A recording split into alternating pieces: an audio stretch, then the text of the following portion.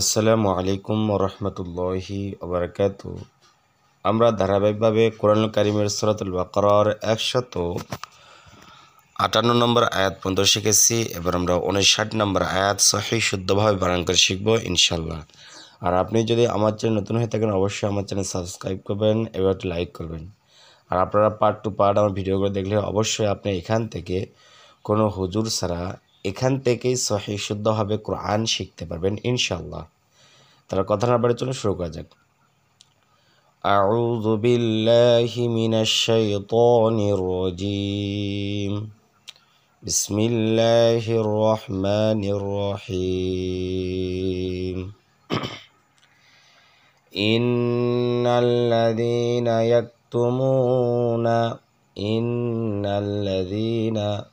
হামজা যা নুনকে ধরবে, নুনের উপরে তাজদীদ রয়েছে আর নুনটা দুইবার উচ্চারণ করতে হবে। আমরা জানি তাজদীদ হরফ দুইবার উচ্চারণ করতে হয় আর নুনের তাজদীদ সেখানে গুণনা করে পড়তে হয়।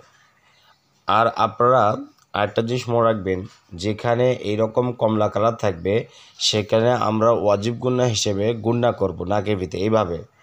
ইন নুন লাম জবর নাল, ইন নাল লাম জবর লা, ইন নাল্লা। তাহলে কি বললাম যে কমলা কালার থাকলে সেখানে আমরা গুণনা করব, অথবা নুনের তাসদীদ গুণনা করা ওয়াজিব। জালিয়া জি, জেরের বাম পাশে জজমলা ইয়া রয়েছে, সেক্ষেত্রে এখানে আমরা এক আলিফ টেনে পড়বো। তাহলে বলবো ইন্নাল্লাযী, নুন জবর না, ইন্নাল্লাযীনা, ইন্নাল্লাযীনা ইয়াকতুমুনা। ইয়া যা কাফকে ধরবে, ইয়া কাফ জবর এক, তা পেশ তু, এক তু। মিম যা ওয়াওকে ধরবে, মিমাও পেশ মু, পেশের বাম পাশে জজমলা ওয়াও, এখানে আমরা এক আলিফ টেনে পড়বো। তাহলে বলো মু, নুন জবর না, ইয়াকতুমুনা, ইয়াকতুমুনা। ইন্নাল্লাযীনা ইয়াকতুমুনা, ইন্নাল্লাযী, জি নরম করে পড়তে হবে। ইন্নাল্লাযীনা ইয়াকতুমুনা। মিম আলিফ জবর মা, ওপরে চিকন চিহ্ন, বামে লম্বা হামজা রয়েছে, সেক্ষেত্রে আমরা 3 আলিফ টেনে পড়বো। এটা চিকন চিহ্ন রয়েছে দেখুন, তাহলে 3 আলিফ টেনে পড়বো আমরা। তাহলে বলবো মা। হামজা যা নুনকে ধরবে, হামজা নুন জবর আং, ইকফা গুন্না করে পড়তে হবে। আমি প্রথমে আপনাদেরকে বলতেছি, যদি নুন সাকিনের পরে হামজা হা আইন হা গইন খ এই 6 হরফে কোনো একটা হরফ যদি না পাওয়া যায়, সেক্ষেত্রে আমরা নাকের ভিতরে লোকায় গুন্না করবো, অনেশ্বর দিয়ে দেবুন। হামজা নুন জবর আং, স্বরে অনেশ্বর কী হয়, আং, ওইভাবে উচ্চারণ করবো। আর আরেকটা সহজ পদ্ধতি, সেটা হলো যদি যেখানে আমরা এইরকম নীল কালার পাবো, কী পাবো, যেখানে আমরা এরকম নীল কালার পাবো, যদি নুন সাকিন থাকে তাহলে নুন সাকিনকে আমরা নাকের ভিতরে লুকে গুণনা করব। আর যদি তানমিন থাকে তা তানমিনকে আমরা অনস্বর দিয়ে নাকের ভিতরে গুণনা করব। তাহলে বলবো আং, জালাম যাব জাল, আং জাল, নুন আলিফ যাব না, আং জাল না।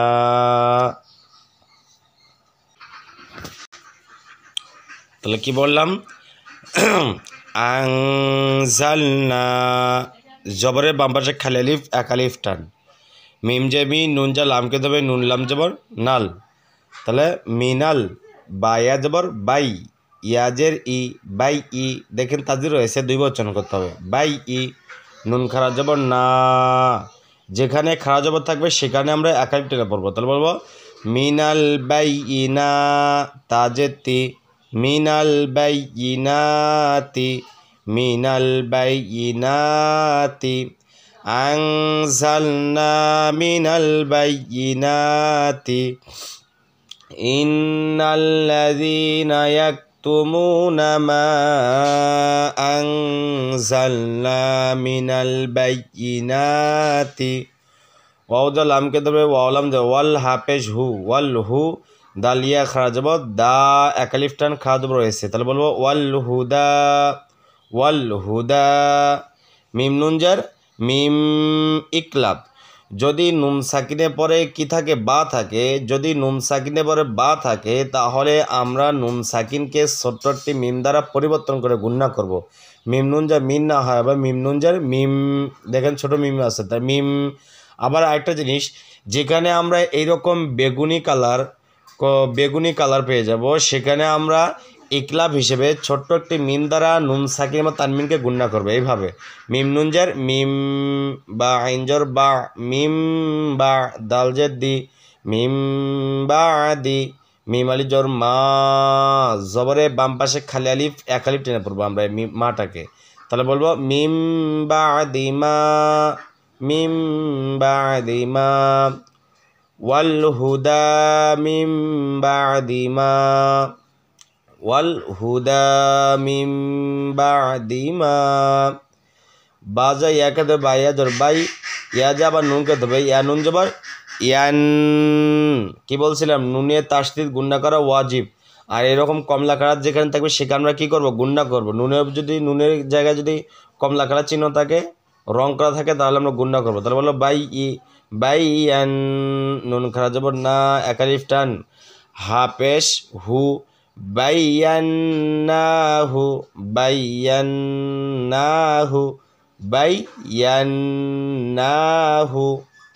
ওয়াল হুদা মিন বা'দি মা বাইয়ান্নাহু লাম নুন জের লিন নুনে তাসদিদ গুণনা করা ওয়াজিব লিন নুন আলি জন্না জবরে বাম পাশে খালি আলিফ এক আলিফ টান লিন না সিন জে সি লিন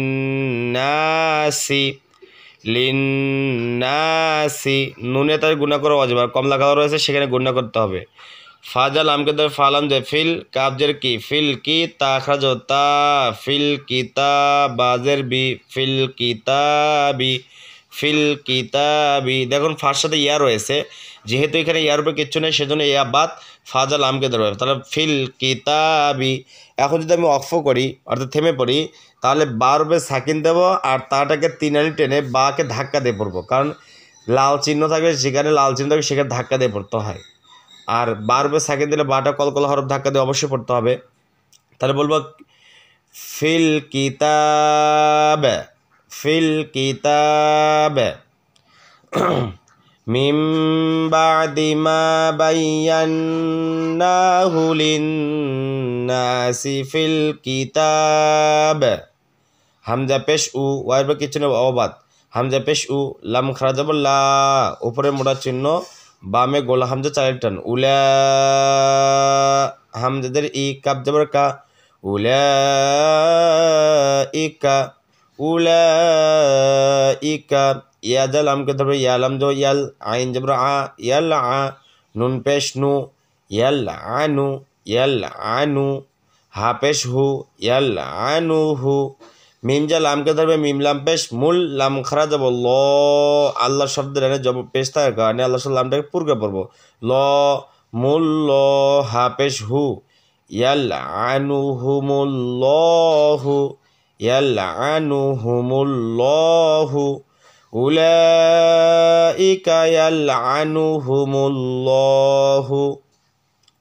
উলাইকা ইয়ালআনুহুমুল্লাহু ওয়াজর ওয়া ইয়ালাম জর ওয়াল ইয়াল ওয়ায়াল আইন জর আনুন পেশ নু ওয়ায়ালআনু হা পেশ হু ওয়ায়ালআনুহু মিম জাল আমকে ধরবে মিম লাম পেশ মুল তাহলে আমরা উচ্চারণ করব ওয়ায়ালআনুহুমুল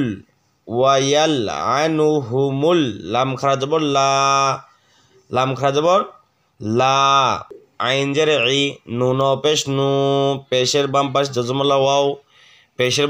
জজমুল্লাহ ওয়াও এক আলিফ টান লা ইনু নুন জবর না ইনুনা এখন যদি আমি অফ করি তাহলে নুনের উপর সাকিন দেব নুটাকে আমার তিন আলিফ টেনে পড়বো তাহলে বলবো